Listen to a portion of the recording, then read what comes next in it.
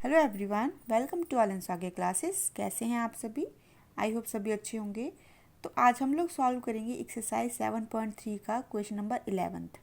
And question number 11th में given function है cos raise to power 4 2x। ठीक है, ऐसा ही एक क्वेश्चन हमने सॉल्व किया था sin raise to power 4x। ठीक है, तो आपको देखते आइडिया हो गया होगा कि जो आइडेंटिटीज, जिस टाइप की आइडेंटिटीज हमने इसमें यूज़ की थी या फिर जिस टाइप का पैटर्न हमने इस क्वेश्चन को सॉल्व करने में यूज़ किया था वैसा ही सेम होगा। ठीक है, और यहाँ 2x देखते हो तो आपको आइडिया लग ही गया होगा कि आइडेंटिटी हम 2x की ही यूज़ करेंगे, वहाँ से हम फॉर्म निकालेंगे। ठीक है, चलिए करते हैं स्टार्ट फिर।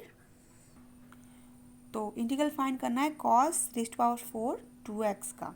ठीक है, अब कॉस 4x की तो हमारे पास ट्रिग्नोमेट्री में ऐसी कोई आइडेंटिटी नहीं है जिसमें कॉस रेज टू पावर 4 का फॉर्मूला हो या फिर कुछ हो। ठीक है, तो इसको हमने क्या करना होगा, ब्रेक ही करना पड़ेगा, स्क्वायर के फॉर्म में ब्रेक करना पड़ेगा। तो हम कर लेंगे।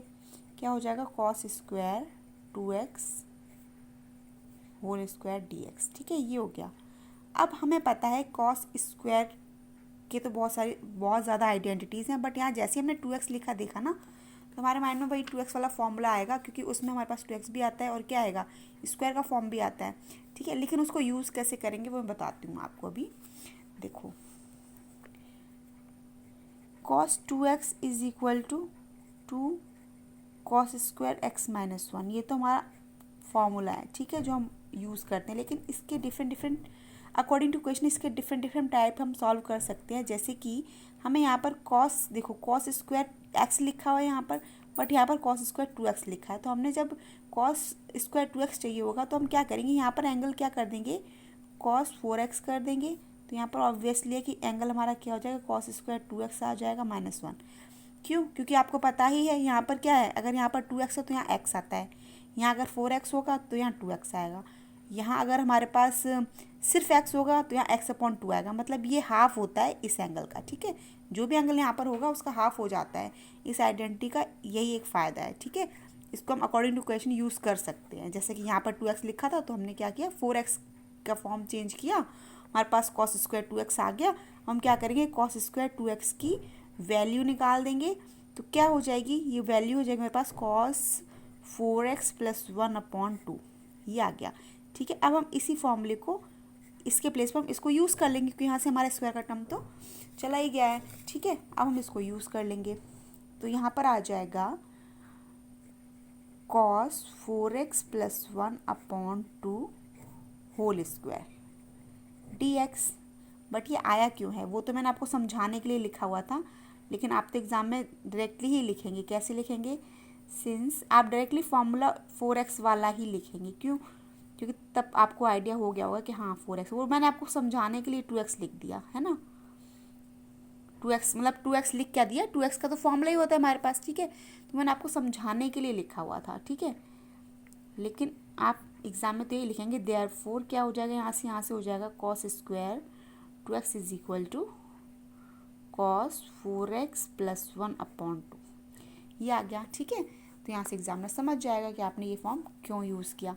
अब होल स्क्वायर ओपन करेंगे, जैसे होल स्क्वायर ओपन करेंगे अपॉन में 4 आएगा, तो 4 को हम बाहर लिख लेंगे इंटीग्रल के। ठीक है, और यहाँ पर cos 4x + 1 का होल स्क्वायर आएगा, तो होल स्क्वायर की आइडेंटिटी ओपन कर देंगे। तो क्या हो जाएगा, cos square 4x + 1 + 2 cos 4x dx। ठीक है, अब आपको देखते ही आइडिया हो गया कि ये तो हमारा सिंपल टर्म है, इंटीग्रेट हो जाएगा, ये भी 1 है, ये भी इंटीग्रेट हो जाएगा, बट यहाँ पर फिर से स्क्वायर का फॉर्म आ गया। ठीक है, अब यहाँ पर जैसे फिर से स्क्वायर का फॉर्म आ गया तो क्या है, आइडेंटिटी तो हमारी यही वाली यूज़ होगी। ठीक है, आइडेंटिटी हमारी यही वाली यूज़ होगी, बट यहाँ अब 4x आ रहा है। यहाँ पर पहले तो 2x कॉस स्क्वायर 2x था, बट अब यहाँ पर क्या आ रहा है, कॉस स्क्वायर 4x आ रहा है। तो आपके माइंड में अब तुरंत से क्लिक कर गया होगा कि अगर यहाँ पर 4x आ रहा है तो यहाँ पर ऑब्वियसली क्या होगा, 8। जैसा कि मैंने आपको पहले बताया था कि ये इसका क्या होता है, इसका ये वाला एंगल होता है डबल। अगर यहाँ पर 8x होगा तभी यहाँ पर 4x आएगा। ठीक है, तो बस आपको समझ आ गया। तो आप क्या करेंगे, डायरेक्ट इसी में कर देंगे, cos square 4x is equal to, यहाँ पर क्या आएगा, कॉस 8x होगा तो कॉस 8x + 1/2, यहीं से आ जाएगा, मतलब यहाँ पर हमने 8x किया है और यहाँ पर 4x हो जाएगा, और फिर जैसे हमने इसको सॉल्व किया था वैसे हमने इसको निकाल दिया। ठीक है, तो अब हम इसके प्लेस पर इसको यूज़ करेंगे। ठीक है, तो कॉस स्क्वायर 4x के प्लेस पर हम क्या लिखेंगे, कॉस स्क्वायर 4x के प्लेस पर लिखेंगे कॉस 8x प्लस 1/2, ये लिख लिया। ठीक है, +1 तो है ही हमारे पास, और +2 कॉस 4x भी है, वो लिख लिया dx, है ना। अब तो हो ही गया सॉल्व। अब तो बस क्या ही करना है, इंटीग्रेट करना है। टर्म्स को अब सेपरेट कर लेते हैं, ये टर्म को सेपरेट कर लेंगे, इसको 4 टर्म्स आ रहे हैं, 4 टर्म्स को सेपरेट करके बस हमने क्या कर लेना है, इंटीग्रेट कर लेना है। ये आ गया हमारे पास कॉस 8x/2 dx प्लस 1/2 हो जाएगा dx प्लस ये हमारे पास तो 1 है ही, 1 dx प्लस, और ये क्या है हमारे पास 2 cos 4x dx, ये लिख लिया। ठीक है, इसको लिख लिया। अब 1/4 cos x का इंटीग्रल। ठीक है, cos x dx क्या होता है हमारा, ये होता है sin x plus arbitrary constituency. But अब हमारे पास क्या है, cos 8x है, तो cos 8x का इंटीग्रल हो जाएगा sin 8x अपॉन 8 आता है। ठीक है, x के साथ जो भी कॉफिशिएंट होता है वो हमारा क्या आता है, इंटीग्रल में डिवीज़न में आ जाता है।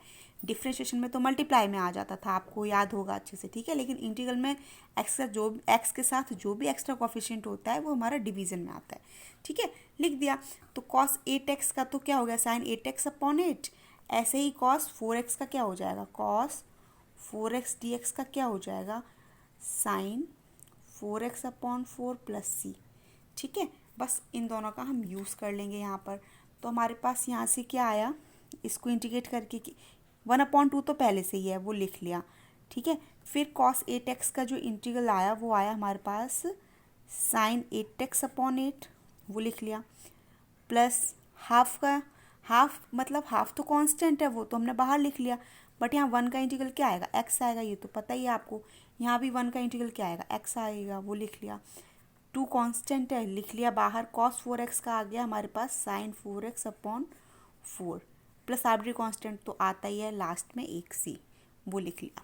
ठीक है, अब तो सॉल्व ही हो गया। अब तो बस टर्म्स को सेपरेट करके मतलब सही से एडजस्ट करके लिख देना है, आंसर हमारा आ गया। यहाँ पर ये दिख रहा है कि x का एक टर्म ये है, एक टर्म ये है, इसको सॉल्व कर लेंगे।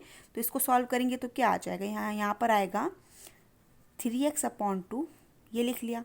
ठीक है, फिर प्लस 8 2 कितना हो जाएगा, ये हो जाएगा sin 8x/16। ठीक है, और ये बचा हमारे पास 2 से ये 4 कैंसिल हो गया। ठीक है, तो ये हमारे पास ये आ गया 1/2 sin 4x। ठीक है, टर्म्स को ये यहाँ तो सॉल्व ही करना है। अब तो ये तो आप खुद से भी कर सकते हैं। अब हम क्या करेंगे, 1/4 का मल्टीप्लाई कर देंगे सभी टर्म्स में। ठीक है, सभी टर्म्स में मल्टीप्लाई करेंगे तो क्या आ जाएगा, यहाँ आ जाएगा 3x/8 प्लस 16 4 सा कितना होता है 64। ठीक है, तो यहाँ पर आ गया 64 प्लस ये 1 ये 2 है और ये 4 है, क्या हो जाएगा, ये हो जाएगा हमारा 1/8 sin 4x प्लस c। तो देखा आपने ये वाला सॉल्यूशन मतलब मिलता जुलता है, आइडेंटिटी भी सेम यूज़ हुई है। ठीक है, cos 2x वाली, हाँ क्वेश्चन के अकॉर्डिंग हमने उसको यूज़ किया है, जैसे कि हमने क्वेश्चन नंबर 10th में किया था। ठीक है, और ये क्वेश्चन नंबर 11th है, तो ऑलमोस्ट सेम तरीके से ही हुआ है, सेम आइडेंटिटी मतलब सेम क्या cos 2x वाली ही यूज़ हुई है, वहाँ पर भी हुई थी, यहाँ पर भी हुई थी, और आपको वो भी अच्छे समझ आ गया होगा और ये भी अच्छे से समझ आ गया होगा, है ना। और अगर फिर भी कोई डाउट है तो आप मेरे से कमेंट बॉक्स में कमेंट करके पूछ सकते हैं।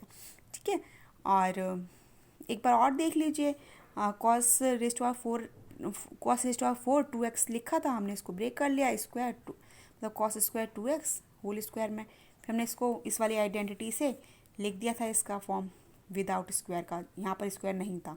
ठीक है, वो लिख दिया, होल स्क्वायर था, होल स्क्वायर ओपन किया, होल स्क्वायर ओपन करने के बाद फिर हमारे पास 1 2 3 4 टर्म आ गए थे, उनको हमने क्या किया, इंटीग्रेट कर लिया सेपरेट करके। जब सेपरेट करके इंटीग्रेट कर लिया तो आराम से सॉल्व हो ही गया है ना, क्लियर हो गया होगा। फिर भी अगर कोई डाउट है तो मेरे से कमेंट बॉक्स में कमेंट करके आप पूछ सकते हैं। और अगर आपको मेरा वीडियो अच्छा लगा हो तो लाइक करना मत भूलिए and share with your friends. और अगर अभी तक चैनल को सब्सक्राइब नहीं किया है then subscribe my channel. Thank you for watching. Bye bye.